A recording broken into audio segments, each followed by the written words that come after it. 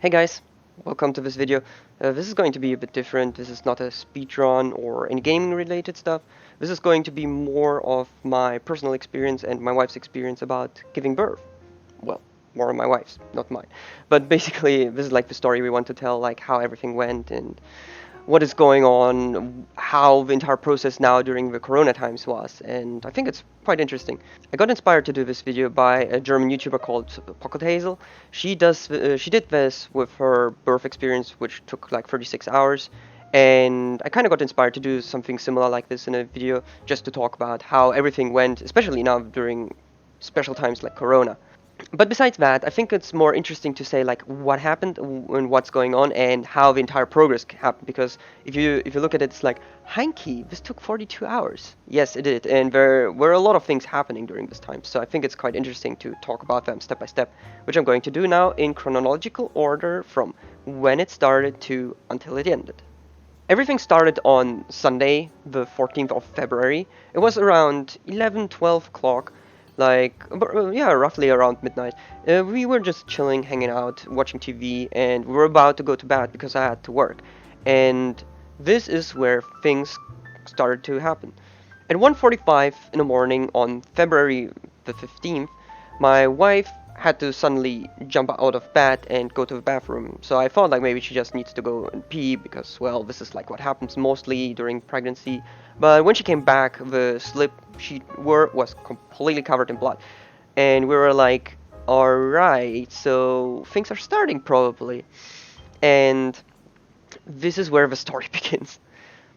So we called the hospital like we were instructed to and told the story like, hey, we think the water broke, we need to go to the hospital because of corona cases, you can't just drive over and get in, you need to call first and they accept you in or not.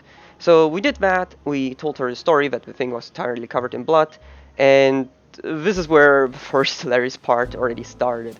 Because I think like just the midwife or whoever was there on the phone was completely on drugs. Hello, hospital? Hey, yeah, we're calling because we think the water broke and that we need to go to the hospital, so we wanted to call and confirm it. Hmm, how much blood was it? There was a lot of blood, like probably the entire slip, so I'm not sure how much that is. Okay, so was it like a normal period?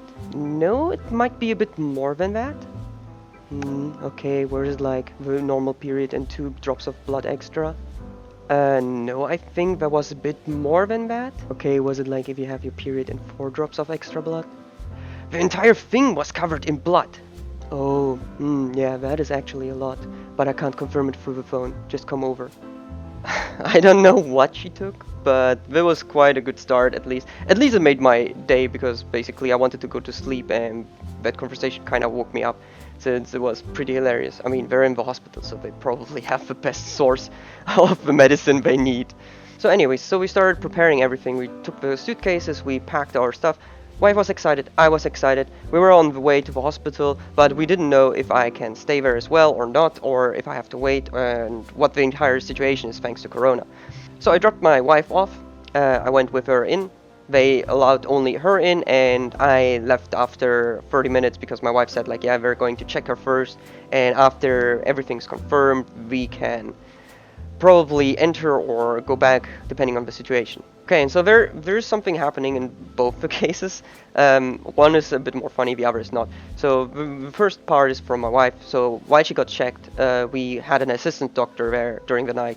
So it was like 2:51 during this, and he basically shocked her by saying like, hey, your placenta is bleeding.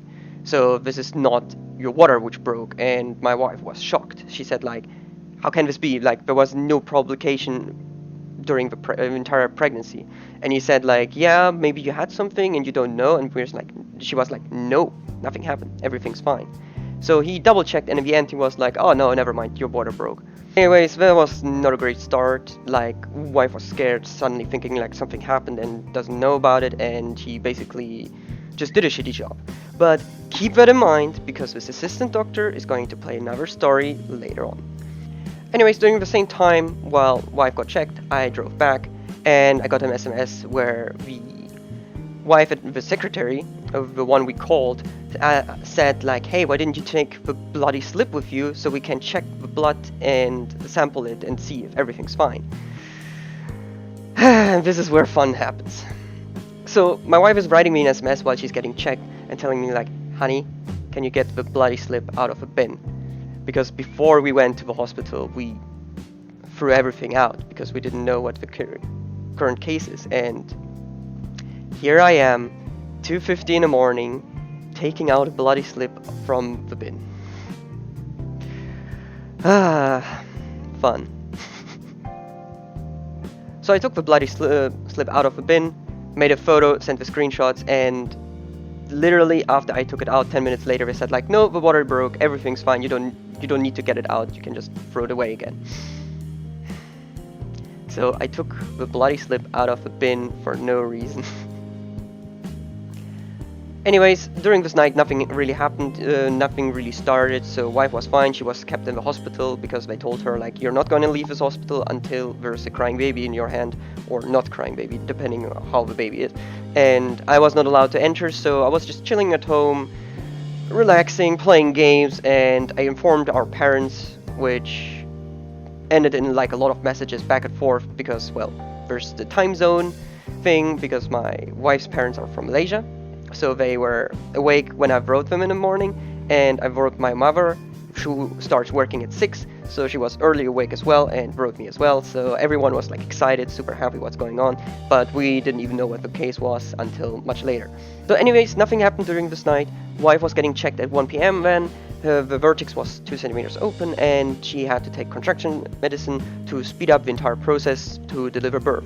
And during this time, I did not do anything besides sleeping, playing games, and just waiting for any kind of call that I can go into the hospital, because otherwise I did not know what to do, and I was too excited. I couldn't sleep properly at all because, well, first of all, I messaged people, they wrote me back, wanted to know more information, and I was just awake and very excited during this time. I took off during this as well for work because I was already planning that and everything was fine. So yeah, that was mostly the day. The funny story with the contraction pills was though that my wife took them and she didn't feel anything. So the midwives came to check on her and asking her like, yeah, are you fine? Is it gonna start? And she said like, yeah, I'm not feeling anything. There's no difference. So at 7 p.m.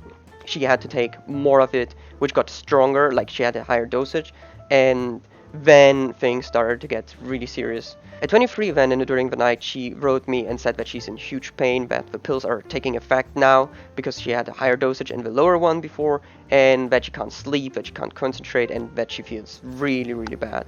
And this really sucks for me because I couldn't come over, I couldn't help, I couldn't do any support. Luckily, later on, one of the midwives, like around 1 in the morning, told her that she can take painkillers to ease it, and she took that so she could sleep a bit properly. So then during the night nothing happened, and then at 10:43, the 16th of February, my wife called me and told me that I'm allowed to go to the hospital because the pain was too much, the painkillers didn't work, and she decided to take an epidural. What is an epidural? Well, it's basically you get a needle in the back, which is going to paralyze the lower half of your body so that you're not going to feel the pain anymore. Then I arrived at 11:38 at the hospital. It took a bit longer because there were no parking lots. I had to get checked for my temperature. I had to fill out the paper for corona, and it took a while, much longer than expected. But during the time, nothing happened. Like luckily, so I didn't miss the birth. And then I arrived with my wife, and I could finally be there and support her. When I arrived during that time, she just finished getting the epidural, she got the first drops, started to feel at ease, the pain relaxed, and we just talked what happened. Like, she told me the story with the assistant doctor. I told her that like everyone is contacting me, and I told them not to write her so that she can rest.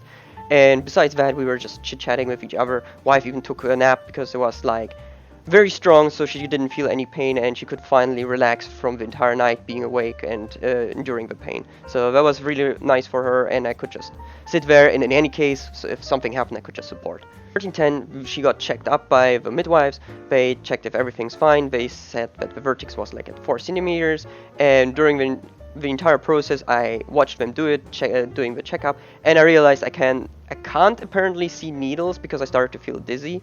And I never had that in my life before. Maybe it's because I'm getting old. But after that, I was fine. I was just enduring it, and then wife had to change the position of lying because apparently the little one was not lying correctly. So for her coming out was a bit of a problem. So she had to switch positions multiple times to correct the position later. But luckily everything was fine. It was not a big deal. Then at 16:54, it's going to start. So basically, they told my wife that the vertex is still at 4 centimeters, nothing is happening, the epidural is taking effect, so she's not feeling anything. So they said like, okay, we're going to give you some very heavy contraction medicine so that things getting kickstart. And they really did. So during the entire time while the new medicine was given, the pain got stronger. Wife felt that she had to switch still multiple times the position, and then at 7 it got really strong. So my wife couldn't handle it anymore, and we called the midwives. So when I called the midwives, they did another checkup. They said like, yeah, the vertex is at 8 centimeters now. This is like, which is where things are really going to get started. Like normally it needs to be at 10 centimeters. And they basically said, it is time, prepare the baby station. So we were knowing as well, shit is getting serious. So now that everything started, like the contractions got stronger, the pain got unbearable, and she was holding my hands, pressing a lot because like it's going to get started, obviously. And during this time, she was not allowed to take any painkillers, so she can't push with the contractions.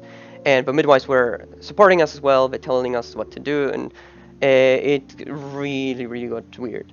So because wife was not allowed to take any painkillers, they allowed her to take laughing gas, which is normally known as well as N2O, nitrous oxide, which she was taking then, but apparently it did not work. So during this entire process, I was holding her hand while having on the other hand the mask, giving her always the gas when she needed it because like it was too much pain and it was not fun to watch. I couldn't do anything besides holding her hand and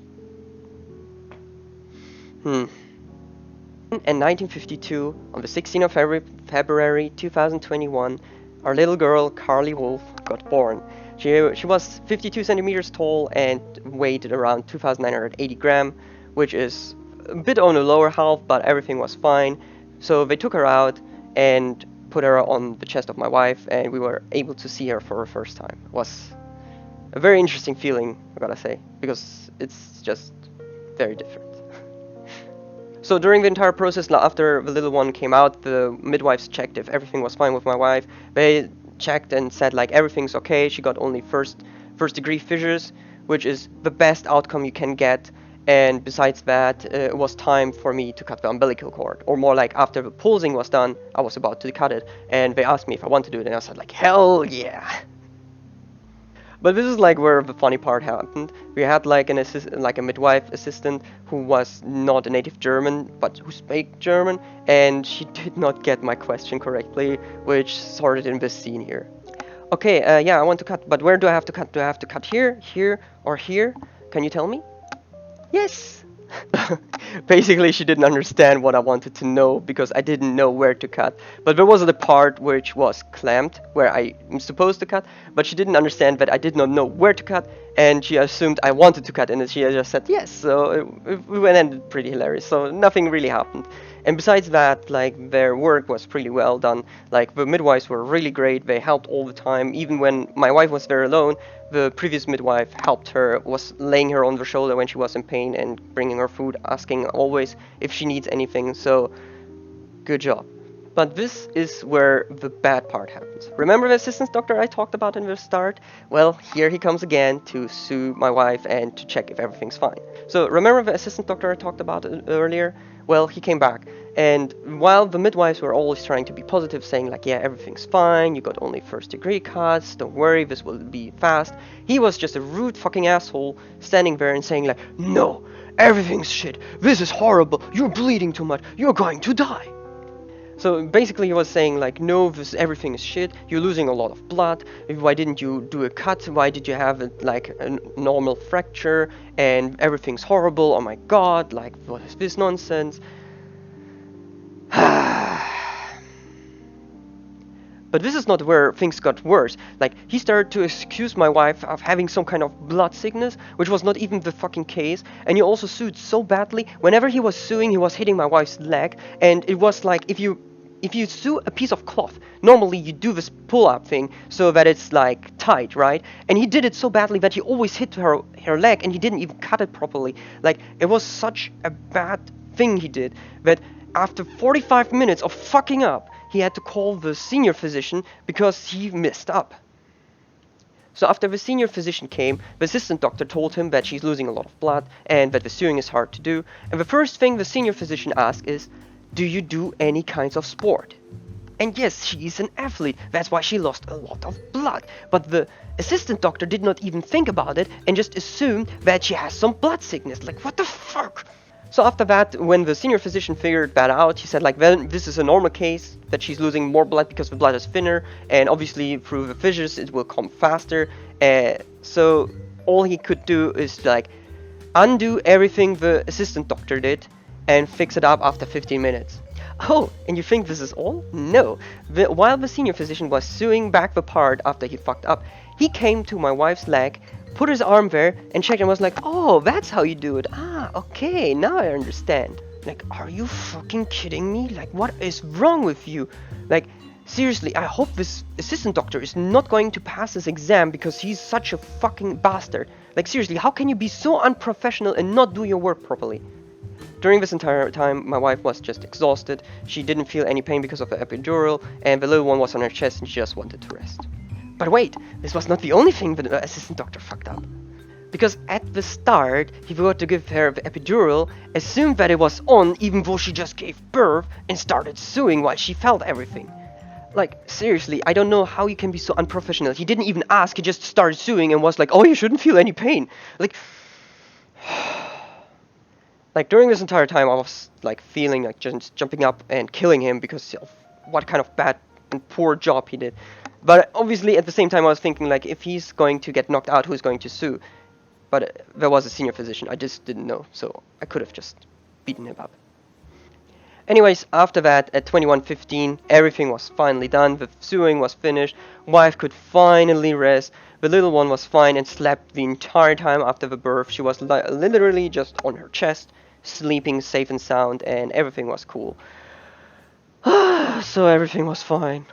But there was one weird case where I'm not entirely sure if it's dependent on country or if that is normal, but I was expecting they will wash the little one a bit, like at least wipe the blood and some of the stains. Like later on I figured out that there's some like white or yellowish stuff which they keep on the skin, so it's kind of like a protection, but the other stuff I thought like they would wipe, but they did not. So she was the entire time dirty during our entire hospital stay. After that, nothing much happened really. Like, we were allowed to go to the family room. We ordered it basically because otherwise I was not even allowed to stay in the hospital. So I was not allowed to go out until we all leave as a family. And besides that, everything was fine. The little one was totally okay. The problem was with my wife now. Because of the entire sewing being fucked up by the assistant doctor, the fissures went from a first degree to a third degree, so she had immense pain. She couldn't even go to the toilet, and that was the point where they had to even call the sisters from the hospital to help her, and things started to get fun again. There were two sisters, a younger one and an older one, and both of them wanted to put the catheter on so that my wife could release the water because she couldn't go to the bathroom at all since giving birth, and it was just immense pain, and she felt like her bladder is going to explode. And that was literally the case because of the swelling and the sewing. She couldn't go to the toilet. So the younger one started to do that and fucked up. So wife was in pain, like she did not hit the right point to release the water, so she stopped immediately, and then the older sister started. The older sister started to fuck up as well. She pushed it, got it correctly, but not really correctly, so wife was still in pain while a bit of water got released, and her statement was just, you shouldn't feel any pain. Like, if she wasn't feeling any pain, then why does she feel it? Like, are you kidding me? What is this fucking nonsense again? Luckily, the sisters realized like they couldn't do it, so they stopped it and just called the senior physician again. She came over, she did it first try, like a true speedrunner would, hahaha. And after that, all the water got out, wife felt fine, they gave her some medicine so she could start to go back to the toilet, and it actually helped, and then everything started to finally slow down and rest well. One day later, after the entire catheter thing, both the sisters came and apologized for the poor work. They don't wanted her to suffer. They tried to help her, especially since they saw that she was in pain. And I think that is fine. Like, they tried their best. They couldn't do it, and they immediately called the senior physician. Not after 50 minutes of fucking up. But in general, the nurses, the midwives, and all the doctors we met there, we were super supportive. Every time we needed something, they came along, helped us. When it was about breastfeeding, when it was about helping to change diapers, when it was about asking questions just in general about the little kid, they didn't mind it. They just came and did their job, and that was really, really good. Like, they were really helpful and supportive, and they were kind. They were also funny, some of them. The only thing I could complain about was just that the first night when we were going to bed, which was like around 2 or 3 in the morning, and we thought like we can finally get a bit of rest because the little one was sleeping, wife was tired, and I was tired, something happened at 7 o'clock in the morning. So there was a construction site where we were put, and at exactly 7 in the morning until 15 in the afternoon, they were drilling, sawing, and doing all kinds of hammering, and that was a lot of fun to sleep. Oh, it's 7 o'clock in the morning. Time to start working. Yay! But besides that, everything was fine. The nurses and the midwives were really, really great, so we gave them a present in form of chocolate. We basically wanted to only give it to them if they did a good job, but they did it, and I was very thankful for that. So at the 19th of February at 14 o'clock, we left the hospital with our little girl, my wife, and me, and that is basically the end of the story. So all I can say about the hospital is basically that it was fine. Like, besides the assistant doctor who completely fucked up and didn't do his job properly, and the 2 nurses who did a mistake but who actually apologized, everything went fine. So if you're giving birth in the Klinikum Bethel in Bielefeld, I guess it's not that bad. Just if you're unlucky with the assistant doctor. Also, the entire corona situation just sucked me. I couldn't go there at the start. I couldn't really support her. Like, I could just chat with her. Luckily, my wife was fine. She even joked about how the starting medicine was not strong enough to start a contraction, and she was like fine. And then at 7, she regretted saying that because then shit got real. But besides that, like, I couldn't do anything but wait. And otherwise than that, I'm just very thankful that both of them are healthy. Both of them are fine. The little one is now 1 month old, so a lot of time passed since then. And my wife even recovered, even though she got 3rd-degree fissures. It took 3 weeks to recover from that, so that was unfortunate.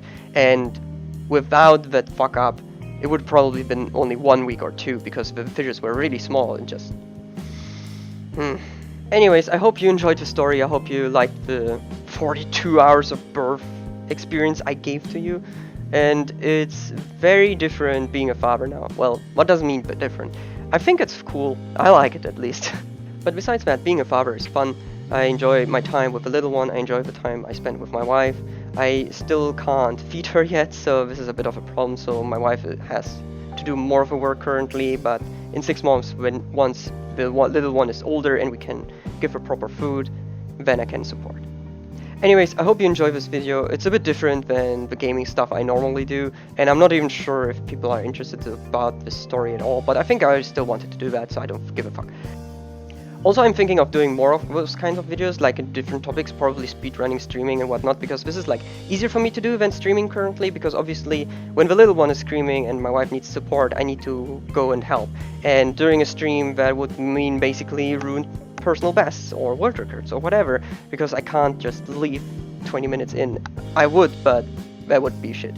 So remember to like. No, fuck that shit. Like, at this point everyone knows it who's on YouTube, and I don't need to push it, and I don't even know if I will do it. It's just an idea I have, because I can just do recordings whenever I want and just cut them together. That is the magic.